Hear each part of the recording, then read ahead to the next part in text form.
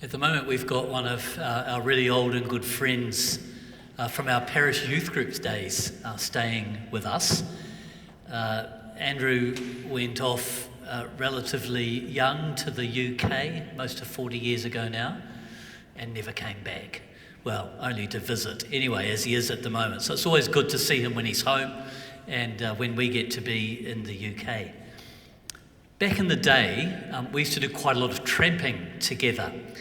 And the other night he was reminding me about a tramping story from Tongariro National Park, one of our favourite places that we used to go. We were doing the round the mountain track, the Ruapehu track, and on the first day, one of our number had a bit of a stumble and fell and hurt their arm. They were happy to keep going. They didn't want us to have to turn back or do anything. They managed okay, and none of us thought it was too serious. Only when we got back home and they went off to the doctor just to have it checked did we all find out that actually the arm was broken. So pretty stoic of them really to have kept going those 5 days around the mountain and up the pinnacles and down again. It was an amazing trip. A lot of the time though, some of us would help by carrying that person's pack, and that would ease the stress on their arm. So the story Andrew was reminding me about was this one day when we're making our way through marshland near the Whakapapiiti stream, and there's some really good boardwalks there as you go. Andrew and I were having a turn with the pack between us, but actually the boardwalk wasn't really quite wide enough for two people with a pack between them. And so the inevitable happened, and it was me who went into the bog off the edge. Turned out that just at that point, that marshland was actually about kind of thigh deep, quite boggy. Couldn't have got out on my own. I think probably a photo was taken of my predicament. I'll have it somewhere at home, before finally they decided to help me out. And the Whakapapiiti marshlands, at least in our little circle, have forever been known as the Bay Bog since that day. So having been reminded of that story just in the last week, and then seeing the beautiful photo on the cover of the Order of Service, I think it's one of your photos, Richard, of a boardwalk. It comes from somewhere, it's a great photo. I decided there must be a metaphor here that I just couldn't ignore. I'm not actually big on the journey motif, I have to say. I think it's a little bit overworked, and I sometimes inwardly cringe when I hear it emerging in liturgy and preaching, if I'm really honest. So, at the risk of making myself cringe. In fact, we've read tonight from Luke, and so in spite of my angst about the journey motif, I have to acknowledge that this journey motif is actually woven right through Luke's gospel. The whole of Jesus' ministry for Luke is set in the context of a journey that begins in Galilee with the call of disciples and makes its way ultimately to Jerusalem, to the crux of the gospel. It carries on then actually into the Acts of the Apostles, another book that we're pretty confident Luke also wrote. There's frequent use there of believers being spoken about as people of the way, the sense of them carrying on a journey together with their life shared with Christ. So Luke tonight, among the many resurrection narratives that we read, I have to say this one's right up there for me. I think many of us love the Emmaus narrative. It has wonderful lines like, were not our hearts burning within us? And beautiful images like Jesus being known in the breaking of the bread. When I had the privilege of being part of a pilgrimage in Israel a few years ago, we made a visit to Emmaus. At least it was one of the many places, roughly 7 miles from Jerusalem, that could be Emmaus, because in fact nobody's really sure where this ancient town actually was. But for me, that just adds to the wonderful, mystical nature of this narrative in the gospel. It's a whole new quality, that this uncertainty about where almost the mythical Emmaus might have been, that adds to it all. Wherever it was, we're told it was a 7-mile journey from Jerusalem. So I guess for fit people in first century Palestine, that was a good couple of hours walking anyway. But travel between towns in the first century was a dangerous thing, risky, especially on foot, and people would try to stay together in groups in order to make it safer, and they would avoid certainly ever travelling at night. The parable of the Good Samaritan reminds us of the risks of travelling alone on a road between towns. Not unusual then for a solo traveller to encounter another group and join in with them, to add a little bit of safety along the way and a friendship to emerge as conversation is struck. And particularly on this day, when together people are trying to make sense of all these things that have just happened in Jerusalem in these past days.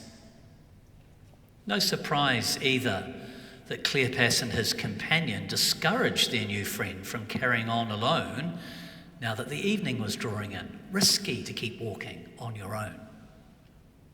The surprise comes, though, after these astounding events of suddenly them recognising Jesus, and then his amazing sort of disappearance from among them. And so they feel compelled to return to Jerusalem straight away, in spite of all of the inherent dangers of getting on the road at night and walking back. Such is the impact of what has just happened.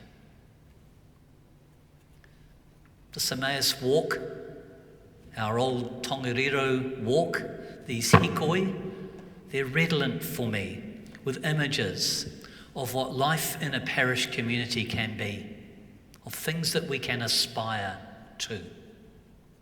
You see, there's that whole thing of finding safety in our togetherness, of gaining confidence in being with one another, companionship along the way, adding to hauora, our well-being, the sharing of burdens, the working out of things through kōrero and talanoa as we try to make sense of life and the things that are happening around us.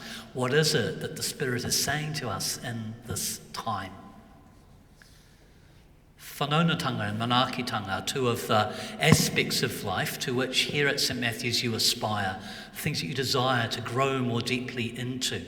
As you welcome people, as you offer acceptance and belonging, as you work at being people on the way, following Christ together.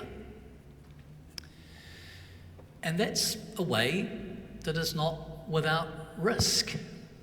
It's not the risk of maybe walking between towns or inner city suburbs at night, but sometimes we find ourselves compelled by the revelation of Christ and Christ's way to step into the night, to step into places where the path is less obvious, where the dangers are not so easily seen. That's long been a mark of St Matthew's. Didn't mean to mix my evangelists up there. But your ability to identify those spaces, where they are, what they are, to have the courage to journey into them, and to be able to proclaim to others just what it is that you have seen and experienced and are discerning. The bog's never far away. Sometimes we find ourselves dropping into it. There's two ideas there. It's easy to get bogged down, isn't it? But perhaps we might also say occasionally we can end up in the bog. Because in case this is being live streamed, I shouldn't use the ruder word. That's so where companions on the way are critical. To help us find the path again, to give one another that security in where we are, what we're doing, where we're heading, to pull us out when we need to, when the bog surrounds us and we feel isolated and alone. This crucial nature of community, walking together, staying together, talking together, finding our way. This whānau now comes amongst you here to be part of that. And with Richard taking up the role of your vicar, to be alongside you and for you to be alongside him.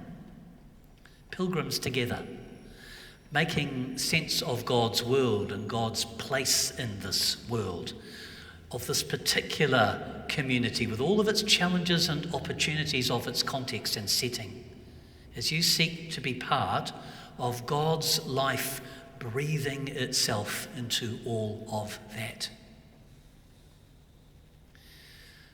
The last part of the metaphor I want to highlight is from Emmaus. This wonderful idea that Jesus was made known in the breaking of bread. You're a strongly Eucharistic community here. Your worship life is one of the key aspects of who you are, the way in which you draw people together to be part of the beautiful worship that you offer to God in this place. It's a source of energy for all that you seek to be and to do. And around the table, as Christian people, we are helped to tell our most important story, which is about the self-giving love of God made known through the life and the ministry, the death and resurrection of Jesus Christ. And that's a love that John's letter tells us has its source in God, that it's a perfect love that can never convey fear. It's one seen in the way that we treat one another, the way that we care for one another, welcome one another, include one another. It's a love that you describe here as an indiscriminate love. Beautiful expression. And it's a love that I know Richard seeks to challenge and encourage the church to grow into. It's a big driver, as I have observed it, Richard, of your vision for ministry. How do we continue to grow into this amazing love of God and make it real for one another? God's love is perfect. Ours never will quite be so. But we can aspire and strive to grow more deeply into it. We will learn more and more what it means to know and show God's love by staying on the way together, making space for one another, welcoming all. Tonight, we celebrate the opening of a new chapter. And we hear God's call on us again to step together into new spaces with courage, some of which might be risky, and to do so confident of this perfect, indiscriminate love which surrounds us and will hold us.